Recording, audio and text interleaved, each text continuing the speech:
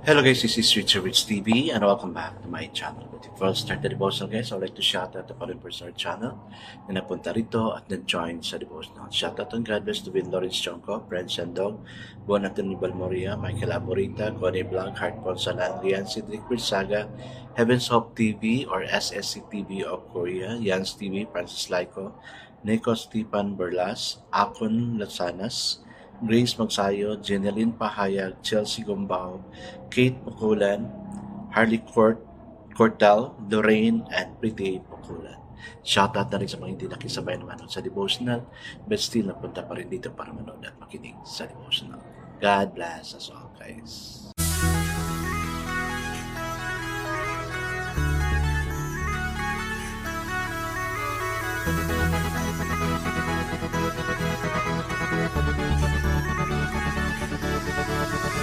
Rich TV, where you heard it, number one is on the top. Good advice is they'll never stop. Rich TV, where you heard it, number one is on the top. Good advice is they'll never stop.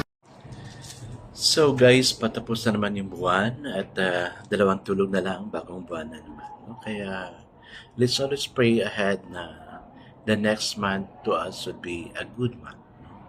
It's not a problematic month, a suffering month. For God knows the future, pero hindi natin alam kung ano yung nasa unahan natin. That's why we really need to pray about Him. Okay guys, let's now proceed to our devotional. Let's open our Bible to Galatians chapter 6 verse 1 to 10. This is about doing good to all. And still guys, I'm using the devotional study Bible because the words just seem to simplify and maintain talaga natin. Okay, the word of the Lord in Galatians chapter 6 verse 1 to 10 says, Brother, if someone is caught in a sin, you who are spiritual should restore him gently. But watch yourself, or you also may be tempted. Carry each other's burden, and in this way you will fulfill the law of Christ. If anyone thinks he is something when he is nothing, he deceives himself. Each one should test his own action. Then he can take pride in himself without comparing himself to somebody else, for each one should carry his own load. Anyone who receives instruction in the word must share all good things with his instructor. Do not be deceived. God cannot be mocked. A man reaps what he sows. The one who sows to please his sinful nature from that nature will reap destruction. The one who sows to please the Spirit from the Spirit will reap eternal life. Let us not become weary of doing good, for at the proper time we will reap a harvest. If we do not give up, therefore, as we have opportunity, let us do good work to all people, especially to those who belong to the family of believers. Amen and amen. I guys, let's not pray.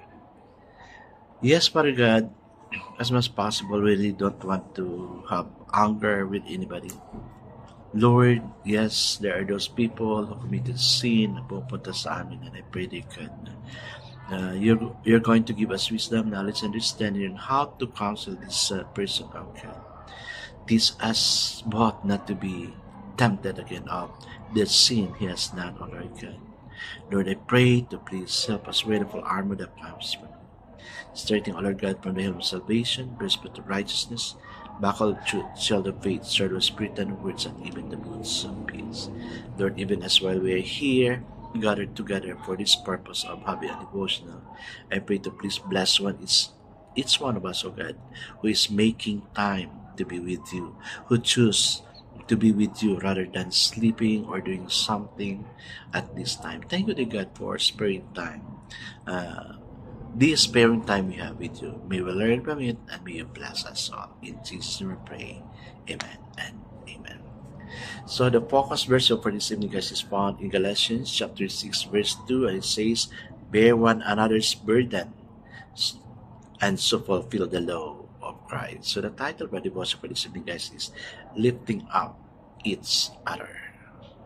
Why should I tell anyone else my troubles? Bakit nga ba? So you'll be unburdened.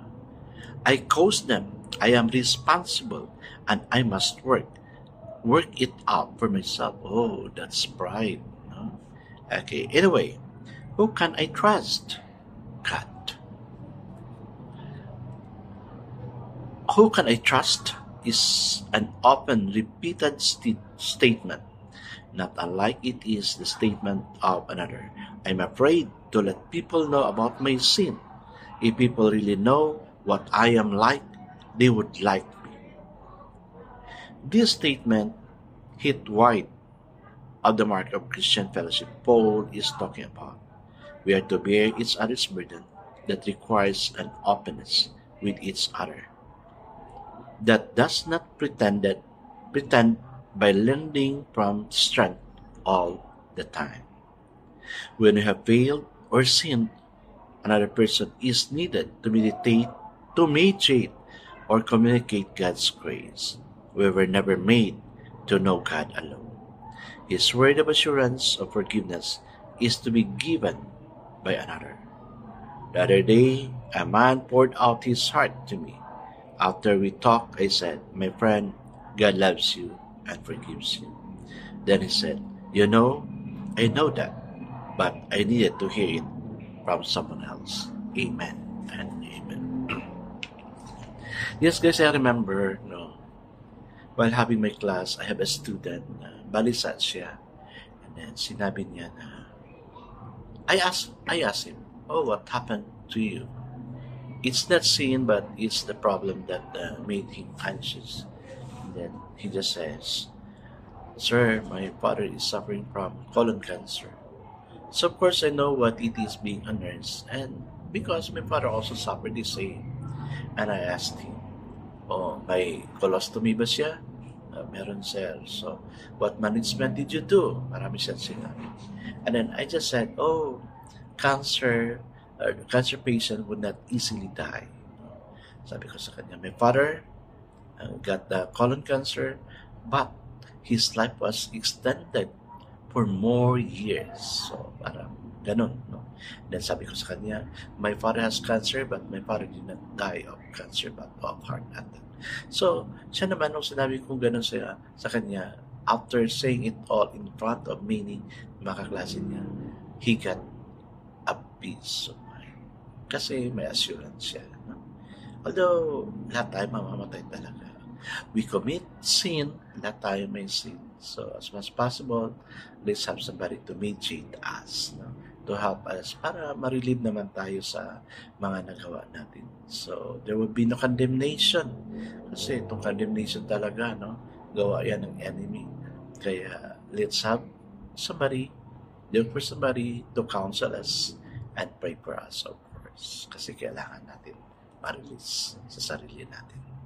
I guess let's now pray. Father, when we listen to people with empathy, we earn the right to share with them what Christ has done for us and is ready to do for them. Teach us how your ways as we counsel people. Amen and amen. Yes, guys, let's look for somebody to counsel us, to mediate us, in order for us to be lifted, no? As we help other lifting up high each other. God bless us all, guys, because I know it's all bless us that is better. This is again Rich Rich TV. Kita-kita tayo ulit sa muli. Paalam!